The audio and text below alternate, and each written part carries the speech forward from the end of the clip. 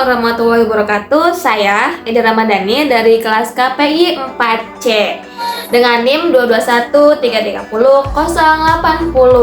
Oke, di sini saya akan mereview materi pembelajaran pada pekan lalu yang dipresentasikan oleh kelompok 3 dengan tema strategi efektif dalam menulis berita terkait hukum, kriminal, politik, dan ekonomi, serta kajian teknik peliputannya. Nah, di sini kita akan membahas mengenai teknik peliputan berita hukum. Berita hukum adalah laporan tentang peristiwa yang berkaitan dengan hukum atau ketentuan hukum. Nah, definisi berita hukum ini mencakup laporan tentang peristiwa yang terjadi di kalangan hukum, seperti kasus hukum, perkembangan hukum, atau perundang-undangan baru. Nah, berita hukum ini juga dapat mencakup analisis dan pendapat tentang perkembangan hukum atau ketentuan hukum. Nah, teknik peliputan berita hukum meliputi proses pengumpulan dan pengolahan informasi, seperti melakukan wawancara dengan pihak yang terlibat. Nah, serta membaca dan mengingat dokumen hukum dan memahami ketentuan hukum yang berhubungan dengan peristiwa yang akan diterbitkan. Nah, teknik peliputan berita hukum yang umum digunakan oleh jurnalis hukum meliputi: satu, ada pengumpulan informasi. Nah, biasanya pengumpulan informasi ini ada wawancara, pencarian data gitu. Yang kedua, ada pengelolaan informasi. Nah, setelah mengumpulkan informasi tersebut dikelola terlebih dahulu, disaring gitu, yang benar gitu. Lanjut, yang ketiga ada penulisan berita. Nah, setelah mendapat informasinya, kita menulis berita tersebut. Keempat, ada penyuntingan. Yang kelima, pengawasan kualitas. Yang keenam, ada pengolahan data. Yang ketujuh, ada pengelolaan waktu. Yang ke-8 ada pengelolaan kemahiran. Yang ke-9 ada pengelolaan keuangan, mengelola anggaran, serta yang terakhir itu ada pengelolaan lingkungan. Lanjut, kita ke bagian B, ada teknik penulisan berita hukum. Nah, berita hukum adalah laporan atau informasi yang berkaitan dengan perkembangan dan perubahan dalam sistem hukum suatu negara atau yurisdiksi tertentu. Nah, berita hukum ini mencakup berbagai topik, termasuk pembuatan undang-undang baru, keputusan pengadilan, kasus-kasus hukum yang signifikan dan perubahan dalam kebijakan hukum, dan isu-isu hukum yang sedang dibahas dalam masyarakat. Nah, berikut adalah penjelasan detail mengenai teknik dalam menulis berita hukum. Yang pertama itu ada tentukan tema dan topik. Sebelum menulis hukum, kita harus tahu nih temanya apa, topiknya itu apa, biar menulis berita itu kita lancar gitu. Yang kedua itu ada mengadu sudut pandang. Nah, mengadu sudut pandang ini tidak hanya dari satu sudut pandang, melainkan kita dari berbagai sudut pandang, biar informasinya itu jelas gitu. Yang ketiga, menggunakan istilah hukum dengan tepat. Yang keempat, menggunakan sumber berita penulisan hukum. Jadi sumber informasi ini dari mana gitu, itu sumber berita penulisan hukum. Yang kelima itu membuat berita hukum mudah dipahami. Jadi bahasanya itu dalam penulisan berita hukum ini jelas, singkat, dan padat. Yang keenam itu ada mengetahui ketentuan dan syarat tulisan opini hukum di media massa. Yang ketujuh yaitu menggunakan hyperlink atau sumber lain. Yang ke-8 membaca dan belajar. Langsung aja nih kita ke contoh dalam penulisan berita hukum, yakni penggunaan istilah hukum dengan tepat. Dalam melaporkan sebuah kasus hukum, penulisan harus menggunakan istilah-istilah hukum dengan tepat agar informasi yang disampaikan menjadi jelas. Nah, sebagai contohnya yaitu contoh dari terdakwa dalam kasus dugaan korupsi yang melibatkan dana proyek pembangunan infrastruktur sidang perdana di Pengadilan Negeri Jakarta Selatan hari ini. Nah, jaksa penuntut umum menuntut terdakwa dengan hukuman penjara maksimal 10 tahun. Dalam contoh tersebut, istilah terdakwa digunakan untuk merujuk kepada seseorang yang didakwa dalam melakukan tindak pidana. Nah, sementara jaksa penuntut umum merujuk kepada pihak yang menyelenggarakan penuntutan dalam persidangan. Nah, kita ke bahasan C, ada teknik peliputan berita kriminal. Berita kriminal adalah peristiwa yang mengandung ancaman seperti peristiwa perampokan, pemerkosaan, pembunuhan, pembajakan, terorisme, atau narkoba yang selalu menarik perhatian masyarakat. Bahkan, saat ini hampir semua stasiun televisi menayangkan rubrik khusus berita-berita kriminal atau program siaran tentang kejahatan dan kekerasan.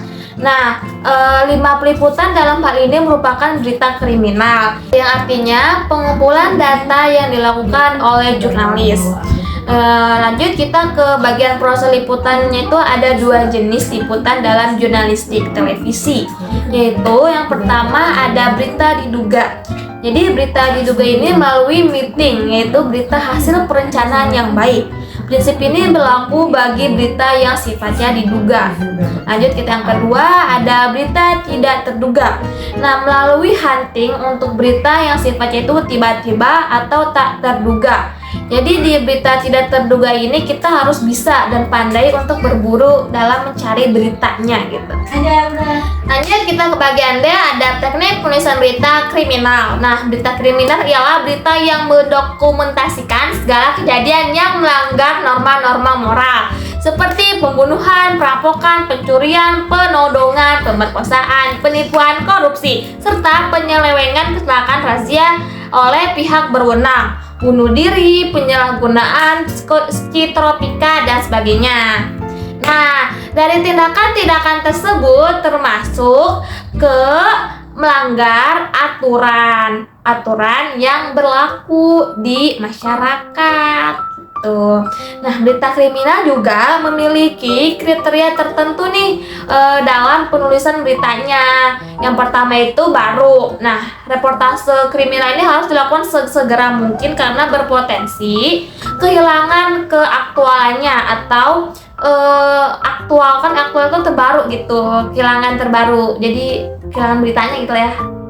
Nah, lanjut ada yang kedua, ada tidak biasa. Jadi kejadian yang tidak biasa dan tidak umum serta dilakukan oleh sebagian kecil dari komunitas cenderung menarik perhatian dan layak untuk diberitakan.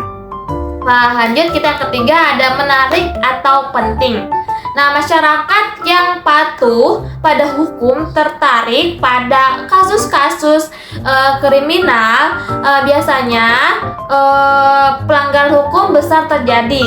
Nah, kejahatan yang umum dapat menjadi signifikan ketika ditempatkan dalam konteks yang tepat. Dan yang terakhir ada tentang orang, jadi melibatkan individu sebagai pelaku kejahatan dan korban. Lanjut kita ke teknik peliputan berita politik. Nah, teknik peliputan berita politik adalah teknik atau cara yang digunakan oleh wartawan dalam meliput berita politik. Nah, proses peliputan berita politik dimulai dari peliputan yang merupakan proses penerimaan hal-hal baru dalam kepemimpinan dan pelaksanaan politik dalam suatu organisasi agar menjadi lebih seimbang. Nah, berikut adalah beberapa teknik peliputan berita politik yang umum digunakan. Nah, yang pertama itu ada wawancara. Wartawan dapat menggunakan teknik wawancara untuk mendapatkan informasi terkait politik tersebut. Yang kedua ada observasi. Nah, wartawan ini dapat melakukan observasi langsung terhadap kejadian politik. Yang ketiga ada riset dokumentasi. Yang keempat ada pengumpulan dan pengolahan informasi. Yang kelima ada teknik pencarian berita. Nah, teknik pencarian berita ini wartawan dapat menggunakan teknik pencarian berita yang baik untuk mendapatkan suatu informasi. Oke, kita lanjut ke bagian F, ada teknik penulisan berita politik. Nah, berikut ada beberapa teknik penulisan berita politik. Yang pertama ada mengenali peristiwa dan kejadian politik. Penulis harus mempunyai kemampuan untuk mengenali peristiwa dan kejadian politik yang penting. Kedua, ada menulis struktur berita. Penulis harus mematuhi struktur berita yang tepat. Yang keempat ada mengelola penyuntingan berita. Nah, penulis harus melakukan penyuntingan berita untuk mengelola kesalahan-kesalahan penulisan informasi seperti ejaan, tata bahasa, dan makna kalimat. Yang kelima ada memperhatikan kode etik jurnalistik. Nah, penulis ini harus memperhatikan kode etik jurnalistik yang melarang penulisan fitnah, hasutan, dan kebohongan. Yang keenam ada mengembangkan berita mendalam. Jadi penulis harus mengembangkan berita mendalam yang menggali fakta atau fakta baru dengan penekan unsur why dan how. Yang ketujuh ada menggunakan bahasa yang benar. Penulis harus menggunakan bahasa yang benar yang mudah dipahami dan dibaca. Yang ke-8 ada memahami struktur berita politik. Nah, penulis harus memahami struktur berita politik yang telah terjadi. Jadi yang penulis ini harus paham gitu dengan dunia politik gitu. Lanjut kita ke bagian teknik peliputan berita ekonomi. Nah, ekonomi adalah sistem aktivitas manusia yang berhubungan dengan produksi, distribusi, pertukaran, dan konsumsi barang dan jasa. Nah, kata ekonomi ini berasal dari kata Yunani oikos yang berarti keluarga, rumah tangga, dan nomos atau peraturan-aturan. Secara garis besar diartikan sebagai aturan rumah tangga atau manajemen. Nah, sementara yang dimaksud dengan ahli ekonomi atau ekonomi adalah orang yang menggunakan konsep ekonomi dan data dalam pekerjaannya. Ilmu yang mempelajari ekonomi disebut sebagai ilmu ekonomi. Bagian H ada teknik penulisan berita ekonomi. Nah, bagaimana sih cara menulis berita ekonomi? Yang pertama, Anda harus memahami dasar-dasar ekonomi dan keuangan sebelum Anda dapat melaporkannya secara efektif. Yang kedua, tulislah berita yang mudah dipahami oleh pembaca atau pendengar.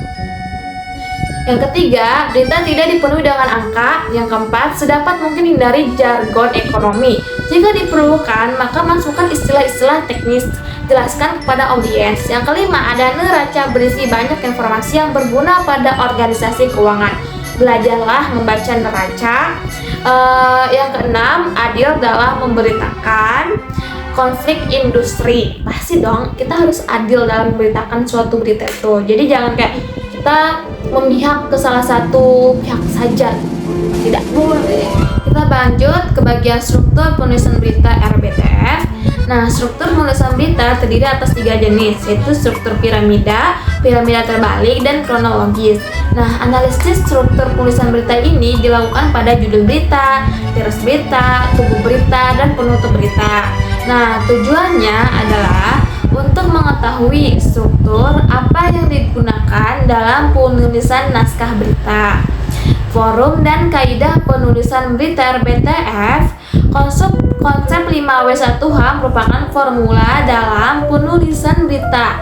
Nah, istilah ini meliputi what itu apa yang dilakukan itu, who itu siapa pelakunya, contohnya gitu, where di mana tempat kejadian perkaranya, when kapan kejadian tersebut, why mengapa kejadian tersebut bisa ada gitu, dan how bagaimana tanggapannya atau gimana gitu. Nah, kaidah dalam penulisan berita yang baik harus menggunakan formula tersebut sehingga akan dihasilkan berita yang bersifat akurat atau accuracy atau singkat, brevity jelas, clarity sederhana, simplicity, dan objektif atau sincerity. Nah, analisis data penelitian mengenai unsur 5W1H dalam penulisan berita pada rakyat Bengkulu. Nah, televisi dipaparkan sebagai berikut. What kan apa? Jadi Stampen Bengkulu Utara tak akan memberikan izin kepada tambang yang dirazia. Who siapa? Nah, siapa di Stampen Bengkulu Utara? When kapan? Sabtu lalu. Kapan kejadiannya itu Sabtu lalu gitu. Where di mana kejadian tersebut? Di Desa Aur Gading Kabupaten Bengkulu Utara. Nah, why mengapa tambang tersebut tidak memiliki izin untuk melakukan eksplorasi potensi tambang, dan how bagaimana adanya oknum PNS yang sengaja membuka pertambangan tanpa seizin di salah satu area tersebut, sehingga perkebunan terungkap saat di Stampen Bengkulu Utara melakukan pemeriksaan keselarasan atau sinkronisasi berita RBTF. Nah, keselarasan atau sinkronisasi yaitu kesesuaian antara gambar dengan narasi dari sebuah berita. Nah, di dalam media televisi, sajian informasi atau penulisan narasi dan gambar harus laras antara satu dengan yang lainnya. Untuk Learning Journal pada minggu ini cukup sekian sampai sini. Mohon maaf bila ada tutur kata yang salah atau typo atau belibet dalam menyampaikan. Jikapun ada yang kurang dimengerti, mohon maaf, dan saya